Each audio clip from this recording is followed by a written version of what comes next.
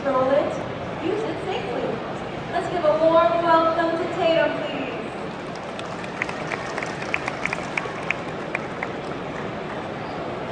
All right, can you hear me? Mic on? Good? Cool. Well, good afternoon, everyone. Really appreciate you being here. I'm Tatum Thomas, Senior Product Manager at Kion. And today we're going to have a conversation about FinOps for AI in the government. Before we do that, a little background on me is prior to coming over to Kion in the vendor space of FinOps, I was a FinOps practitioner myself for almost 8 years in a large healthcare company. I like to say I grew up in the industry. I've seen it evolve several times, and now is kind of an inflection point of one of the biggest evolutions that we've seen with the introduction of AI into your technology spend. And so today, for a quick agenda, it's kind of simple. We're going to start to talk about what problems does AI present to your organization. We're then going to get into a very simple framework for how you can think about getting started to manage the spend, and then we'll wrap with some next steps. And so with that, earlier this month, I was in San Diego for FinOps X, and J.R. Schwarman, Executive Director of the FinOps Foundation, came on stage for the keynote, and he shared this quote, which was from one of the customers he was working with, who said, we're only in April, and we're already 3x our token budget, and how quickly the conversation for them went from go fast to we need guardrails, how do we control this? And I've had a very similar conversation with folks in this audience, with folks that were customers of ours, prospects of ours. This is a real challenge that organizations are now facing, and that's why I wanted to talk about this today. But before we get into the specifics and my recommendations for next steps for you all, I want to make sure we understand what problems actually exist with the introduction of AI spend. And so with that, I want to start with the parts that are a little similar to the journeys you all went on for the last couple decades with the cloud, and where there are some parallels. To start, if you think about the early days of cloud, folks were spinning up EC2s, there were shared accounts, lack of tagging, ownership wasn't super clear, invoices started coming in a little bit higher, people weren't sure why, and ultimately that's where FinOps was born, as a discipline, as a way to bring some order and processes to that. When you look at what we're doing today with AI, although in different facets, similar in the sense that folks are experimenting with prompts or agents, you still got shared accounts or shared workspaces, and as usage ramps, cost spikes, there's a clear lack of visibility and governance, and now folks like yourself are looking for a solution for what do we do about it next. One of the ways that we know you're looking for a solution is because at the beginning of this year, the FinOps Foundation does a yearly survey of practitioners, and 98% of those respondents indicated that they're looking to actively manage AI spend, up from 31% just 2 years ago. And so that's a general example of how there's some similarities to what's happening in the early days of cloud and AI. But I do want to be very clear that this is not your EC2 bill. There are net new challenges that AI brings. And the first is that the unit is totally different. We're talking about tokens now. We're no longer talking about a fixed hourly rate for compute that's a little bit more predictable. We're talking about something that is ultimately not predictable.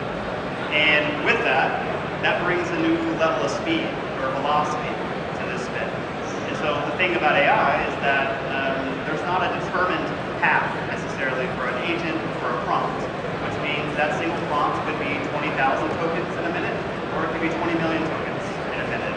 And that brings a new level of scale to consider. And then lastly, this is the one I really shout from the rooftops. This is no longer confined to an individual set of teams or your technical resources. AI is ultimately an entire organization problem. Your CTO, your sales team, your accountants, everyone can contribute to AI spend, which completely widens the net of the problems that you're trying to solve. And so with that, you have to consider you have an entirely new economic model. You've got a new scale to consider, and you have an entirely set of new risks that you have to handle. And not to scare folks too much, but for you all in the room, your problems are even slightly a little harder being in the government space. And so by being at federal agencies, you have a little bit more of an amplified risk. The first is you've got fixed funding. So July comes around, you can't necessarily say I need more money because AI has blown our budget, we still need to innovate, we need to experiment if you've already consumed all of your funding from a spike over the weekend or on a Monday morning. From there, you got to justify how you're spending your dollars. And not only is that already difficult in a world of AI where folks are fighting for that visibility, Gartner said in April that even for the folks who have that visibility, only 28% of those use cases are actually showing a level of ROI. Next, the importance of actually tracking that funding, where the dollars should go to funding sources, requires a whole level of initial investment that applies to this group. And lastly, you just have more limited options. Sometimes that's from a compliance standpoint, what you're allowed to use from a security perspective, but sometimes by operating in the high side or top secret environments, you just don't have feature parity with what a commercial organization may have available to them. And so the challenges of AI in general, plus the challenges on the screen, present this point in this conversation of what do you do next? And so that's where we get into a simple framework, see it, control it, and ultimately use it safely. And I'm going to caveat before I get to the next 7 minutes of this presentation and say, because we're at an AWS conference, a lot of what I'm going to talk about today is going to skew heavily towards Bedrock usage. But I tried to make sure that this content you can think of broadly beyond just AWS Bedrock, across your providers, across the different functions that you may be leveraging AI with today. And so with this, the order of see it, control it is really important because see it in the visibility is the foundation of how you get started. For those of you that went on your journey in the cloud decades ago, the ability to actually see your spend, attribute it to users, was really the initial hurdle to get going in the journey, and that remains true with AI spend as well. And so when we think about how do you get started in this journey, the first is you have to introduce attribution across your teams, across your use cases, or even at the individual user level. Whatever mechanisms you may have available to you, whether natively or through a tool, you have to figure out how to attribute every single token that your organization is consuming. From there, you've now got attribution. That allows you to move to the next phase, which is how do we actually create dashboards, create visuals, so that we can have metrics, we can monitor the spend, and we can start to have an initial conversation on are we getting any value from this. Some other considerations that I really want to stress is a problem that folks ran into a decade ago when they were moving to the cloud is a lot of teams were just using the same accounts, they were using the same set of infrastructure, and that made your life really hard when you got down the road as you matured and you were trying to split across that attribution. It made it a little bit more difficult. And so one of my call to actions for you all today is as you're experimenting with AI, whether it's in an AWS account or a workspace provider, start to think proactively now about separating that usage where you can so it's easier on you in the long term as you try to create that visibility. And lastly, you have to start being proactive about how you actually want to understand your AI usage. Whether that's your tagging strategy, or that's how you want to map to your different funding sources across the organization, you need to start documenting your plan now for how you plan to introduce attribution. Once again, it's one of those things that over the long term will pay big dividends. And so my main takeaway for you on See It is that you have to have visibility before you can have conversations about how you optimize, about how you govern, and ultimately if you're getting any value. When we take a look at what options you have starting today, natively within AWS, you've got cost control, which is going to give you high-level visibility, forecasting, budgeting. AWS also introduced, I believe now over a year ago, maybe even more, application inference profiles, which is a fancy way of saying a tag wrapper for the models that are being called with Bedrock that you then can use to do some of that attribution that we're talking about. And the last part is just a few months ago, in Ver 2.0, AWS now allows you to have user-level attribution after the actual role assignment that someone used to log in, call Bedrock, and generate spend. Where you can think about where a platform can extend, the first is as you have multi-provider or multi-payer needs, having that single pane of visibility for all of your AI consumption. And then platforms are going to give you additional flexibility for how you can attribute the spend, enhance the budgeting and alerting capabilities. And then lastly, when you think about your cloud spend, your SaaS spend, your data center spend, and now you're adding AI spend into that, having a platform helps you have that single pane of glass for your entire technology investments. So with that, let's move into controlling. And I want to be clear, I'm going to talk about guardrails and governance for the next few minutes. But the intent here is not to restrict your organization from being able to use AI. I like to say that we're in a world now where AI is a playground. You want to let everyone play on the playground, but you need to have a fence around the playground. And that's really what this slide is talking about. And so the way you start with that simply is you have to have budget guardrails across every team, across every token you have in your organization. This is simply just alerting based off a budget threshold that you set when spend or tokens hit a certain limit. From there, you start to mature into some other avenues of guardrails. It might look like restricting models from being able to be used at all. For some of you, that may be for a compliance reason. And for others of you, there might be new models that are available that are just more expensive and more advanced than you have a use case for. So you might as well go ahead and restrict that at the account level so that no one's allowed to deploy it to begin with. And then off of that, you start to mature and broaden your use of what I call guardrails. That can be a lot of things. For some of you, that just might be auto-tagging policies that make sure every time someone uses Bedrock, the tags that you need to expect are automatically applied to that user. Or for some of you, it might be putting in service limit quotas where you can only use so many tokens per minute to protect yourself. It can look a lot of different ways for organizations, but the way I would ask you to think about it is you start with soft limit alerting. So this is just the right people are notified of thresholds and tokens of a certain amount.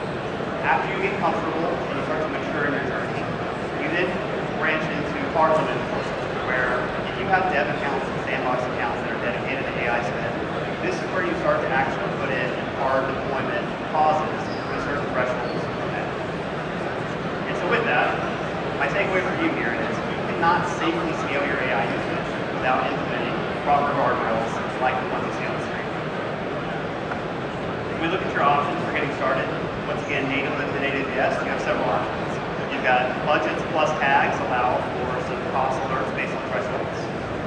You have service control policies, which is how you get into that restricting model concept that I was just talking about.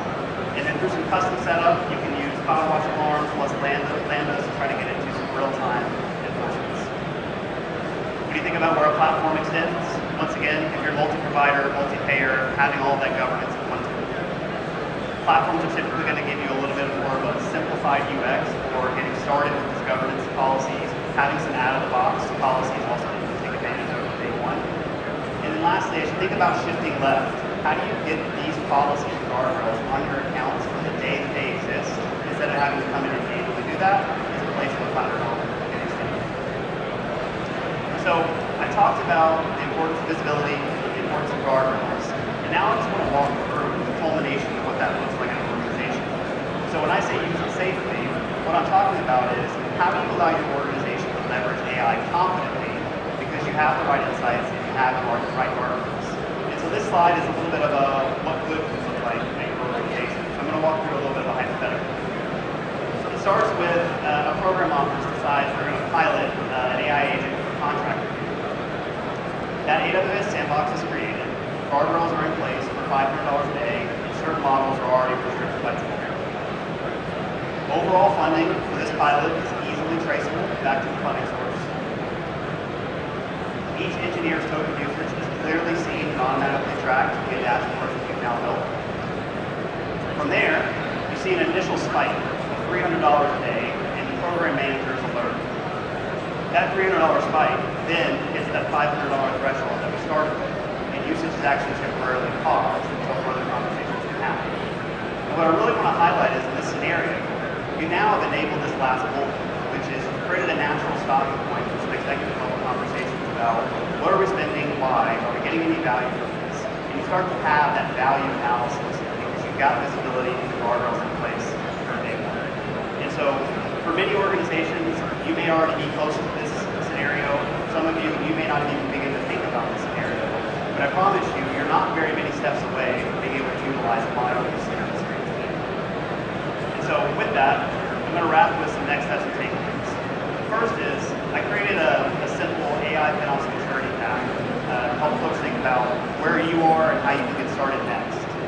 When you think about crawl, the way that I like to approach this is, do you have insight into what your teams or your use cases are spending? Can you tell your CTO some specifics about your AI consumption? From there, you move into walk, which is where I like to say you're detecting spikes, have alerting built in, and you're starting to have those initial conversations around, are we getting any value from this? And then lastly, as you get into run, this is where you have those guardrails in place, where policies are alerting you, or even pausing deployments for certain thresholds are being met, and all that's happening naturally by default across wrap, I'm going to recap a little bit of my points today while also doing some call to action for you all. The first is, we talked about AI spend presenting new challenges at a new scale and presenting new risks. My call to action to you all is, please treat this as a priority. I promise you, the more proactive you are today on getting a handle on this, the dividends it's going to pay long term. Usage ramps. It's way easier to start from scratch than it is to try to redo a bunch of processes years from now. The next is, visibility is required before you can optimize, govern, and understand value. And so everyone in this room is clearly an AWS user. There are options that are available if you enable AWS. Enable the tag options that you need. Start to create that initial taxonomy and create some initial dashboards. From there, you cannot safely scale your AI usage without proper guardrails. And so I really encourage everyone, just start with that soft limit alerting that we talked about across every token you have in your organization. It's very easy to do as a next step. As you mature, you then eventually grow into those hard guardrails, that hard enforcement that we talked about earlier. And then lastly, evaluate if you have what you need natively or if you need a platform to extend. Selfishly, I'd love to have a conversation about what Ion can do for you. We're booth 161 on the other side of the Carousel Pavilion. But I really appreciate everyone's time. I'm out of time. So I thank you all. Genuinely appreciate you giving me 15 minutes, and I'll be over to the side if you want to talk, give me feedback, whatever it may be. Thank you all. Have a good rest of your afternoon. Thank you, Tatum.